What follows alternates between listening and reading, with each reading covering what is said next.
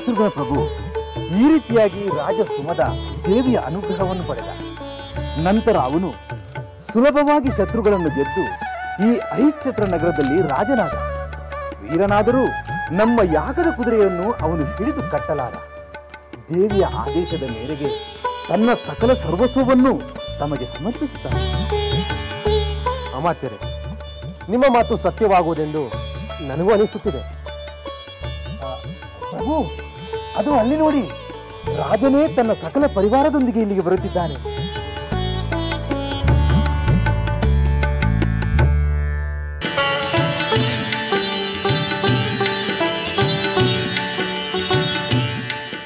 ಶತ್ರುಘ್ನ, ಶ್ರೀರಾಮನ ಸಹೋದರ ಹರಿಶ್ಚಂದ್ರದ ಸುಮುದುರಾಜನ ಅನಂತ ಪ್ರಣಾಮಗಳನ್ನು ಸ್ವೀಕರಿಸು.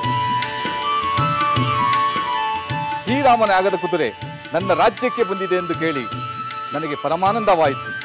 ತಾಯಿ ಕಾಮಾಕ್ಷಿ ದೇವಿ ಹೇಳಿದ ದಿವ್ಯವಾಣಿ ನಿಜವಾಗುವ ಸಮಯ ಸನ್ನಿಹಿತವಾಯಿತೆಂದು ಓಡೋಡಿ ಬಂದೆ. ಶತ್ರುಘ್ನ, ನಿನಗೂ ನಿನ್ನ ಸರ್ವ ಪರಿವಾರಕ್ಕೂ ನನ್ನ ಹರಿಶ್ಚತ್ರಕ್ಕೆ ಸ್ವಾಗತ, ಸುಸ್ವಾಗತ. ಸುಮಧರಾಜನೇ, ಇದೇ ತಾನೇ ನಮ್ಮ ಅಮಾತ್ಯರು ನಿನ್ನ ಗುಣಗಾನ ಮಾಡುತ್ತಿದ್ದರು. ನೀನು ನಿನ್ನ ತಪೋಶಕ್ತಿಯಿಂದ ಕಾಮಾಕ್ಷಿ ದೇವಿ ಅನುಗ್ರಹಕ್ಕೆ ಪಾತ್ರನಾದದ್ದನ್ನು ಕೇಳಿ ನನಗೆ ಸಂತೋಷವಾಯಿತು. ಶ್ರೀರಾಮನ ಆಗದ ಕುದುರೆ ನನ್ನ ರಾಜ್ಯಕ್ಕೆ ಬಂದುದು ನನ್ನ ಸುಕೃತ. ನನ್ನ ರಾಜ್ಯಕೋಶಗಳನ್ನೆಲ್ಲ ನಿನಗೊಪ್ಪಿಸುತ್ತೇನೆ, ದಯಮಾಡಿ ಸ್ವೀಕರಿಸು. ಬಹಳ ದೊಡ್ಡ ಮಾತು ಸುಮದ. ದೇವಿಯ ಕೃಪೆಗೆ ಪಾತ್ರನಾದ ನಿನ್ನಂತಹ ತಪಸ್ವಿಯ ದರ್ಶನದಿಂದ ನಾನು ಧನ್ಯನಾದೆ. ನನ್ನ ಪರಿವಾರ ಧನ್ಯವಾಯಿತು. ನಿನ್ನ ಕೋರಿಕೆಯನ್ನು ನನ್ನ ಸೋದರ ಶ್ರೀರಾಮನ ಹೆಸರಿನಲ್ಲಿ ಸ್ವೀಕರಿಸುತ್ತೇನೆ. ಶ್ರೀರಾಮನ ಪೂರ್ಣ ಅನುಗ್ರಹ ನಿನಗೆ ಲಭಿಸುತ್ತದೆ. ಜೈ ಶ್ರೀರಾಮ್, ಜೈ ಶ್ರೀರಾಮ್, ಜೈ ಶ್ರೀರಾಮ್, ಜೈ ಶ್ರೀರಾಮ್, ಜೈ ಶ್ರೀರಾಮ್, ಜೈ ಶ್ರೀರಾಮ್, ಜೈ ಶ್ರೀರಾಮ್, ಜೈ ಶ್ರೀರಾಮ್, ಜೈ ಶ್ರೀರಾಮ್, ಜೈ ಶ್ರೀರಾಮ್, ಜೈ ಶ್ರೀರಾಮ್.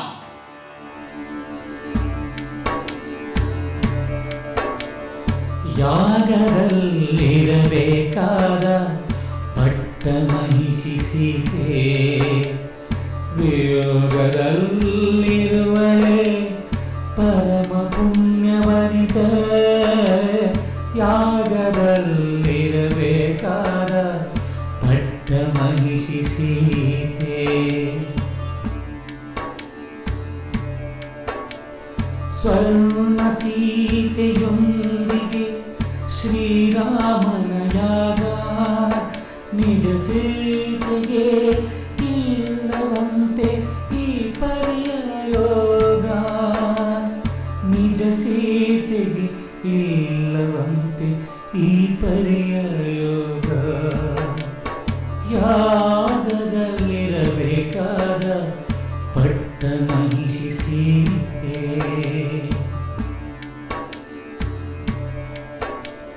ಸರ್ವದ ಶುಭಕ್ಕೆ ನಡೆದಿರುವುದು ಈ ಯಾಗ. ಸೀತೆಗೆ ಶುಭ ತರುವುದೇ ಕಾದು ನೋಡಬೇಕೀಗ. ಸೀತೆಗೆ ಶುಭ ತರುವುದೇ ಕಾದು ನೋಡಬೇಕೀಗ. ಯಾಗದಲ್ಲಿರಬೇಕಾದ ಪಟ್ಟ ಮಹಿಷಿ ಸೀತೆ, ವಿಯೋಗದಲ್ಲಿರುವಳೆ ಪರಮ ಪುಣ್ಯವನಿದೆ. ಯಾಗದಲ್ಲಿರಬೇಕಾದ ಪಟ್ಟ ಮಹಿಷಿ ಸೀತೆ.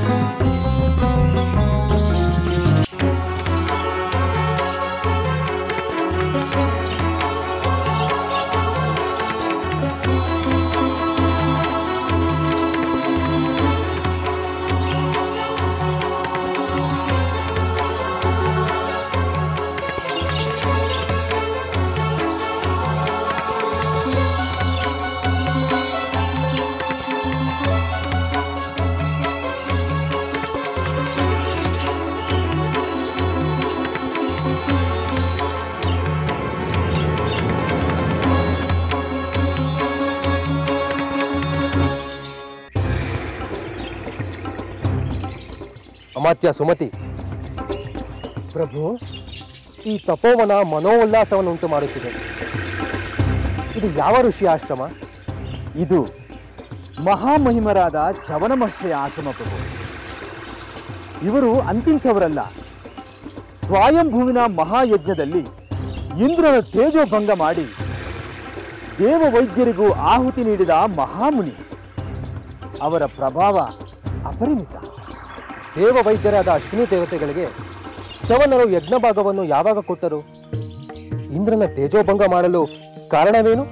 ಬ್ರಹ್ಮವಂಶದ ಭೃಗುಮುನಿ ಒಮ್ಮೆ ಸಮಿತ್ತುಗಳನ್ನು ತರಲು ಹೊರಗೆ ಹೋಗಿದ್ದಾಗ ದಮನನೆಂಬ ರಾಕ್ಷಸ ಆಶ್ರಮಕ್ಕೆ ನುಗ್ಗಿದ.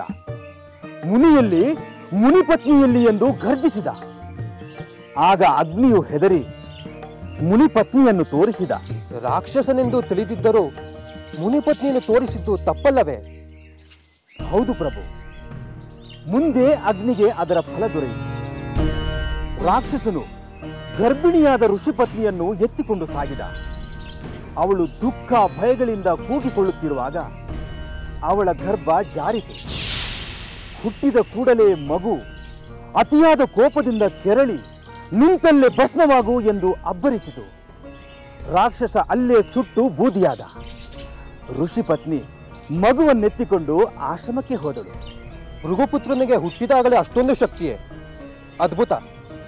ಆಶ್ರಮಕ್ಕೆ ಹಿಂದಿರುಗಿದ ಭೃಗುಮುನಿಗೆ ಎಲ್ಲಾ ವಿಷಯವೂ ತಿಳಿಯಿತು. ದುಷ್ಟ ರಾಕ್ಷಸನಿಗೆ ತನ್ನ ಪತ್ನಿಯನ್ನು ತೋರಿಸಿದ ಅಗ್ನಿಗೆ ನೀನು ಸರ್ವಭಕ್ಷಕನಾಗು ಎಂದು ಶಾಪ ನೀಡಿದ. ಆಗ ಅಗ್ನಿಯು, ನಾನು ಹೇಗೆ ಸುಳ್ಳು ಹೇಳಲಿ ಮುನೀಂದ್ರ? ಆ ರಾಕ್ಷಸನಿಗೆ ಹೆದರಿ ನಾನು ಸತ್ಯವನ್ನೇ ಹೇಳಬೇಕಾಯಿತು. ದಯವಿಟ್ಟು ನನಗೆ ಕೃಪೆ ತೋರಿ ಎಂದು ಬೇಡಿಕೊಂಡ.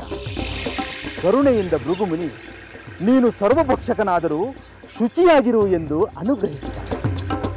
ಓಹೋ, ಅದರಿಂದಲೇ ಸರ್ವವನ್ನು ಸ್ವಾಹ ಮಾಡಿದರೂ ಅಗ್ನಿ ತನ್ನ ಪಾವಿತ್ರ್ಯವನ್ನು ಉಳಿಸಿಕೊಂಡಿದ್ದಾನೆ.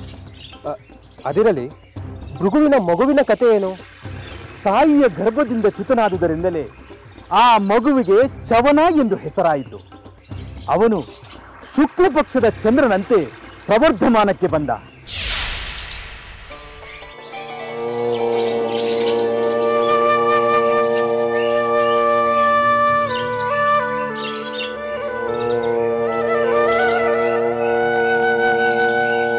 ನರ್ಮದೆಯ ತೀರದಲ್ಲಿ ಚವನ 10,000 ವರ್ಷಗಳ ಕಾಲ ತಪಸ್ಸು ಮಾಡಿದ.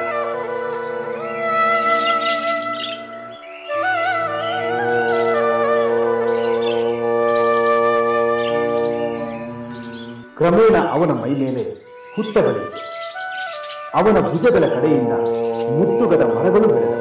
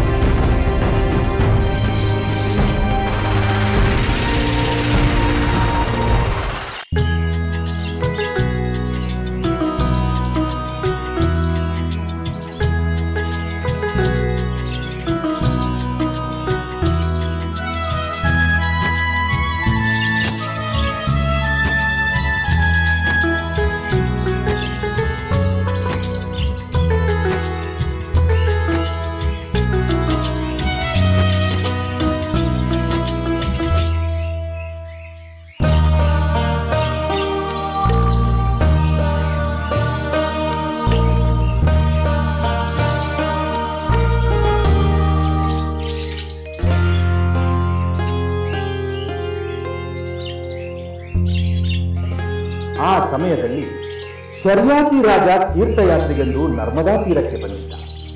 ಅವನ ಪತ್ನಿ, ಪುತ್ರಿಯರು, ಸೈನ್ಯವೂ ಜೊತೆಯಲ್ಲಿತ್ತು. ರಾಜ ನದಿಯಲ್ಲಿ ಸ್ನಾನ ಮಾಡಿ ಪಿತೃದೇವತೆಗಳಿಗೆ ಗೌರವ ಸಲ್ಲಿಸಿ ದಾನ ಧರ್ಮ ಮಾಡಿ ವಿಷ್ಣುವನ್ನು ಆರಾಧಿಸಿದ. ಅವನ ಮಗಳು ಸುಕನ್ಯೆ ಪರಮಸುಂದರಿ ವನವಿಹಾರ ಮಾಡುತ್ತಾ ಚವನ ತಪಸ್ಸು ಮಾಡುತ್ತಿದ್ದ ಹುತ್ತದ ಬಳಿಗೆ ಬಂದಳು.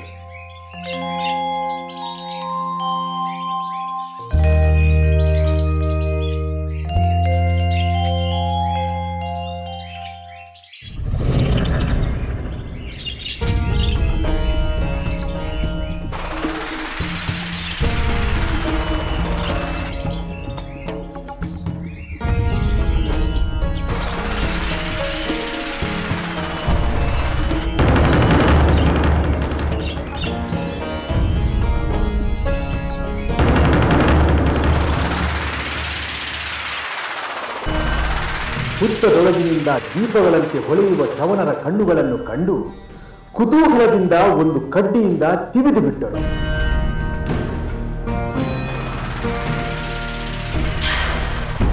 ತಕ್ಷಣ ಅಲ್ಲಿಂದ ರಕ್ತ ಹರಿಯತೊಡಗಿತು. ಪ್ರಕೃತಿಯಲ್ಲಿ ವಿಕೋಪ, ಸೈನ್ಯದಲ್ಲಿ ಹಾಹಾಕಾರ ಕಾಣಿಸಿತು.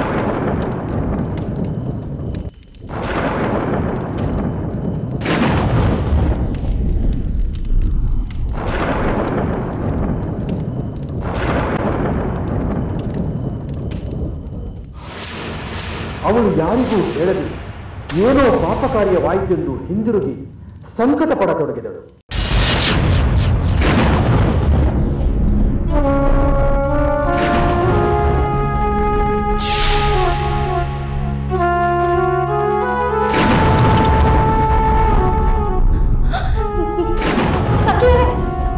ನನಗೆ ಭಯವಾಗುತ್ತಿದೆ, ನಡಿ.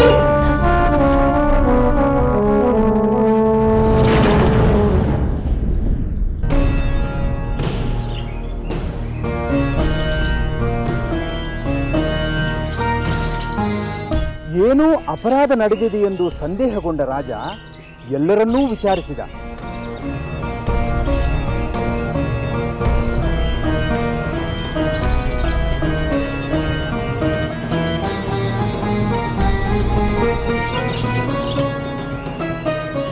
ಸುಕನ್ಯೆಯಿಂದ ಹುತ್ತದ ಬಳಿ ನಡೆದ ಘಟನೆ ತಿಳಿಯಿತು. ಕೂಡಲೇ ರಾಜ ಸುಕನ್ಯೆಯನ್ನು ಕರೆದುಕೊಂಡು ಹುತ್ತದ ಬಳಿಗೆ ಬಂದ.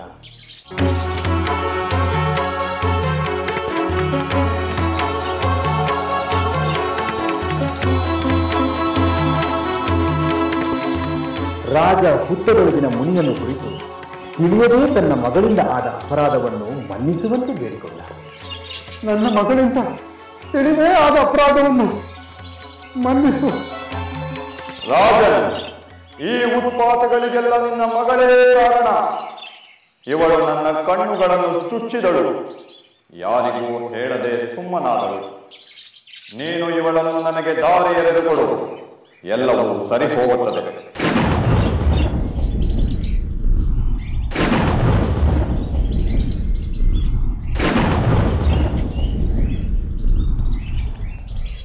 ಹಾಗೆಯೇ ಆಗಲಿ.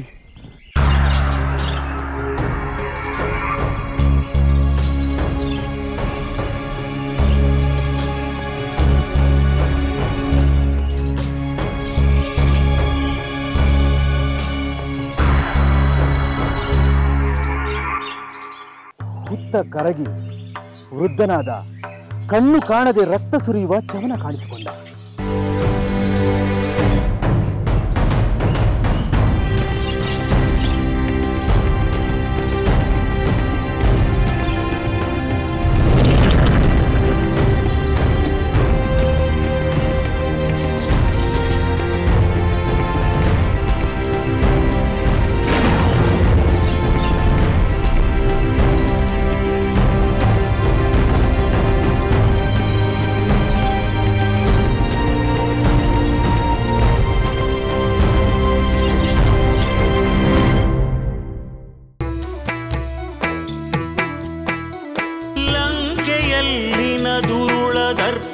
ಸೀತೆ ಸಹನೆಗೆ ಸೋತಿತು, ಅಂಕೆ ಇರದ ಅಸುರ ಕುಲವು ರಾಮ ಬಾಣಕ್ಕೆ ಅಡಗಿತು.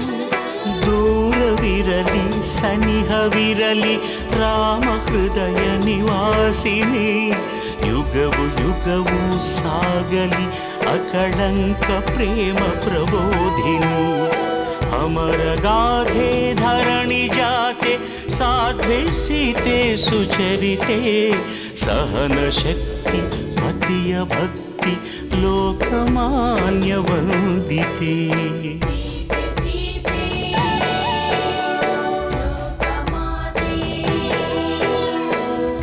ರಾಮ ಹೃದಯ ನಿವಾಸಿನಿ